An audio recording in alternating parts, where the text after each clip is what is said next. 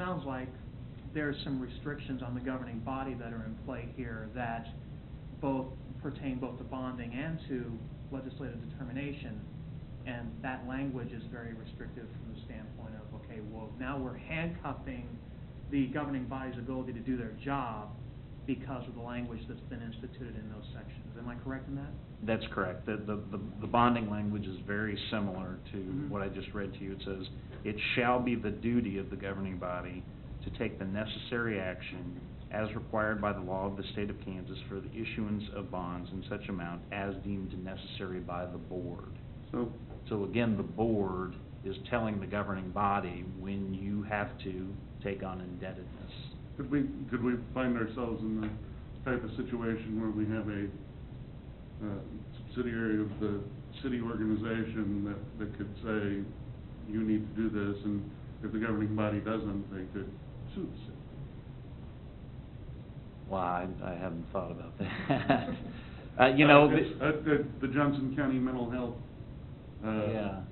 Board, the sheriff's office is talking about suing the county commission. Yes. Yeah. Ryan, just I'm from not the sure perspective of that legislation, how, I mean, if you were to be, petitioned by McPherson to look at this and fix it, how difficult is it to change the wording in that to make it less than, to basically untie the hands of the governing body?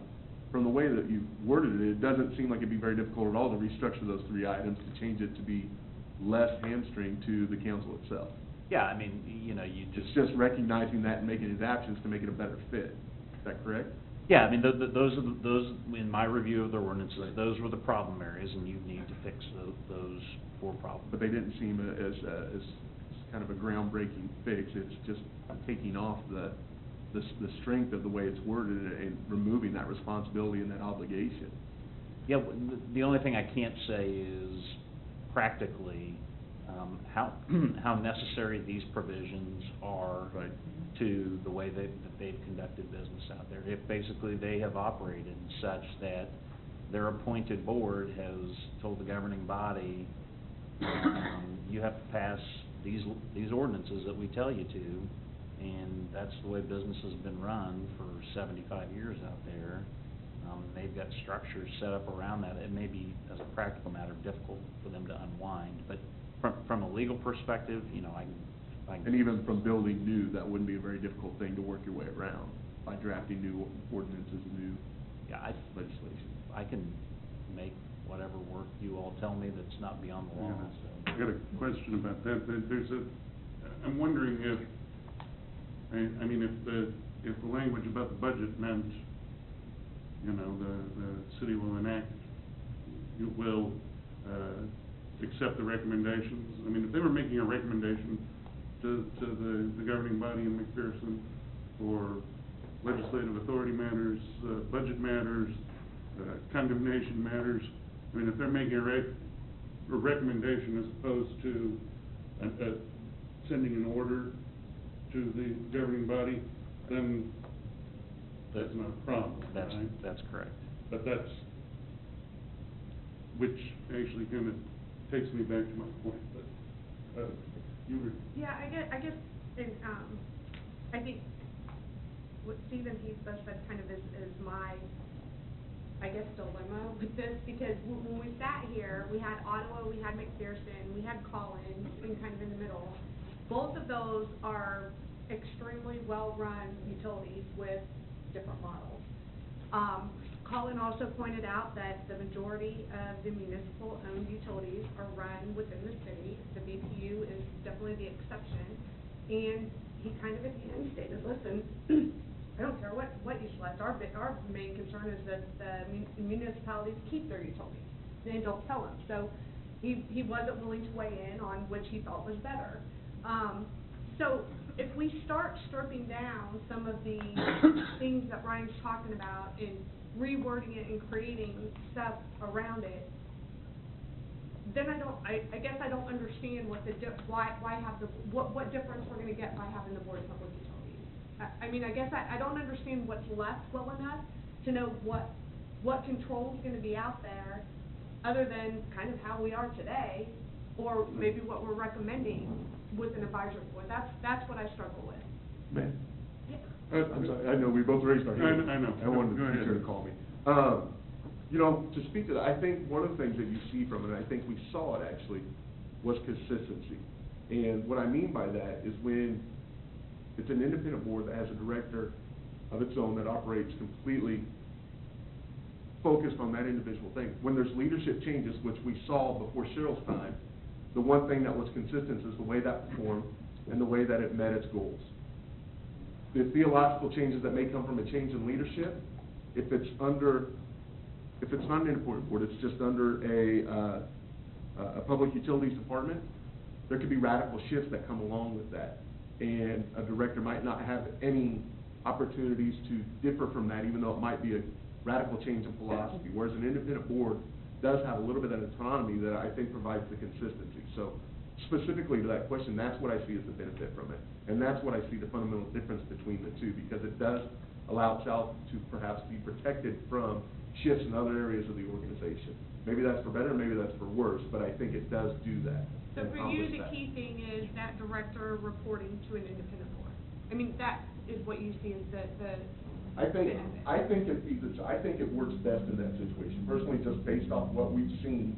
When you have the focused area of concentration on that, the board's able to work more efficiently. Now, I don't think that addresses some of the concerns I think we've all had about the communication and collaboration. That's still a possibility between the two, regardless of how it's set up. And that can be corrected when you organize the new group. Because although they're independent from one another, doesn't mean they can't collaborate, because their same goal is working for the same individual. So there's still opportunities for that, though the reporting structure and the hierarchy may be a little bit different in that scenario. See, and one of the things, and this is one of the things that's kind of, it has come to me, it's kind of evolved over time, is that if you've got a director that's, another director, Cheryl's already a director that reports to the governing body, but if you've got another director that's doing that, and there's, I'm wondering about oversight, okay? You know, Cheryl works in conjunction with all the other departments in the city. The electric director under the EUB, there wasn't anybody that was working in his shop from finance and accounting, okay? And while we had people in finance and accounting that could have been providing oversight, the director wasn't reporting to the city administrator or the city, so they didn't really have oversight authority. Mary had human resource responsibilities for these folks because they were City of Gardner employees, but I think that it gets confusing when people from finance or people from human resources or directors in other departments like Public Works, which uses a whole bunch of power, and probably a fair amount of water as well.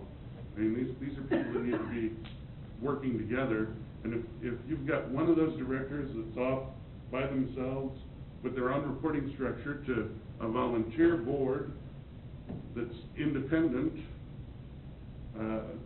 you know, they're either going to have to dedicate a whole lot more time, or there's got to be some kind of mechanisms in place that allow for oversight from the governing body, which then ends up defeating the purpose. Well, you're talking about checks and balances at that. Yes, I am. You're talking about an accountability structure that's defined and one that is enforceable.